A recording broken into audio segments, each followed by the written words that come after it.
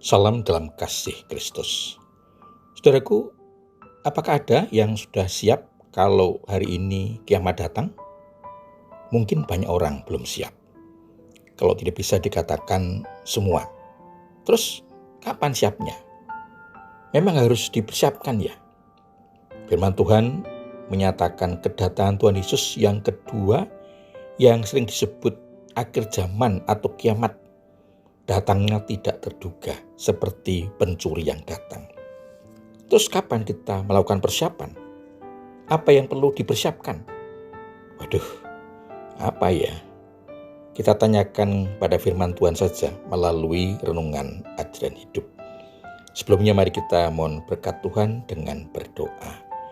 Bapa di surga, terima kasih atas kasih dan kemurahan-Mu dalam kehidupan kami sampai saat ini. Kami akan belajar dari firman-Mu tentang akhir zaman.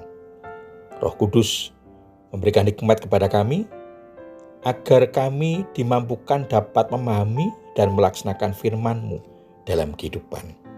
Mohon ampun atas kesalahan dan dosa kami. Di dalam Tuhan Yesus Kristus doa ini kami alaskan. Amin.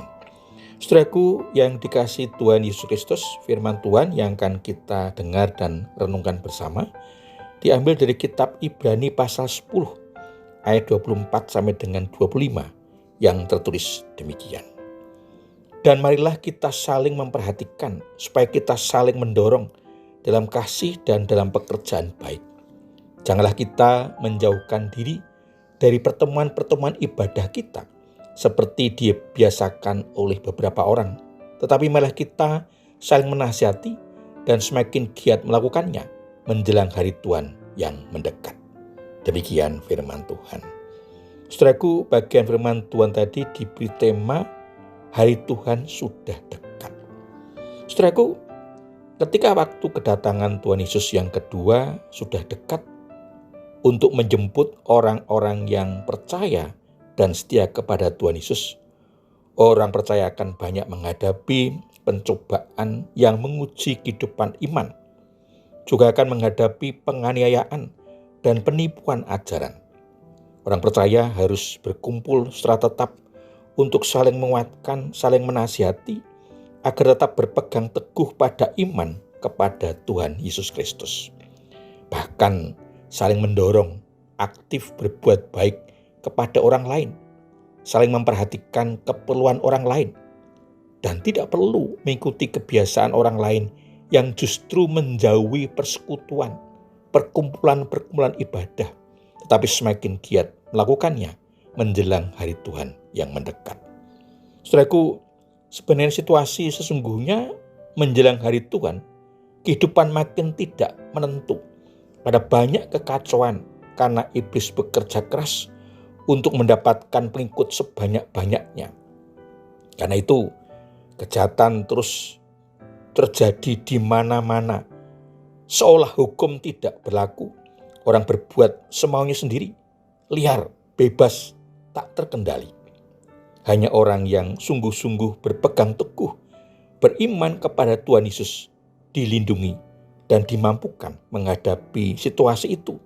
Sesungguhnya orang percaya benar-benar berperang melawan dosa dan mengalahkannya dengan iman yang teguh kepada Tuhan Yesus. Saudara, sekarang ini kita hidup di zaman akhir menjelang akhir zaman, yaitu hari kedatangan Tuhan Yesus yang kedua kalinya. Kenyataan yang tidak dapat kita hindari. Apa yang seharusnya kita lakukan sebagai persiapan kalau hari Tuhan itu datang? Yang pertama, berpegang teguh pada iman kepada Tuhan Yesus Kristus. Iman kepada Tuhan Yesus Kristus memberikan pengharapan yang pasti akan keselamatan dan hidup kekal. Tidak ada lagi kebimbangan dan keraguan dalam hidup. Terus tekun melakukan pertemuan-pertemuan ibadah yang semakin menguatkan iman dan saling menguatkan melalui kesaksian-kesaksian hidup beriman. Yang kedua, saling memperhatikan, saling menasihati sebagai saudara seiman, agar saling mengingatkan, menghibur, menguatkan di tengah situasi yang tidak menentu dan makin kacau menjelang kedatangan Tuhan Yesus yang kedua. Semua itu bertujuan untuk membangun persekutuan yang kuat di dalam Tuhan Yesus Kristus, sehingga dimampukan menghadapi godaan dan cobaan dan hidup sebagai pemenang-pemenang iman. Tuhan Yesus memberkati. Amin. Mari kita menaikkan syukur kepada Tuhan di dalam doa.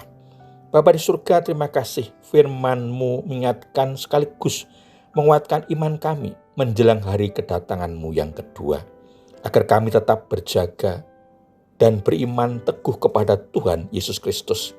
Meskipun dunia makin tidak menentu, kami Engkau mampukan untuk tetap kokoh berdiri, hidup dalam kebenaran-Mu, karena kami yakin Engkau pasti menjaga, melindungi, mengasihi, dan memelihara kami, karena Engkau menjanjikannya setia.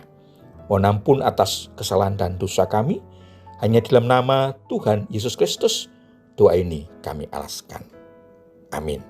Saudaraku yang dikasihi Tuhan Yesus Kristus, demikian renungan ajaran hidup. Sampai bertemu dalam renungan selanjutnya. Anugerah dan damai sejahtera dari Allah Bapa dan Tuhan Yesus Kristus, pimpinan dan pemeliharaan Roh Kudus memberkati saudara sekalian.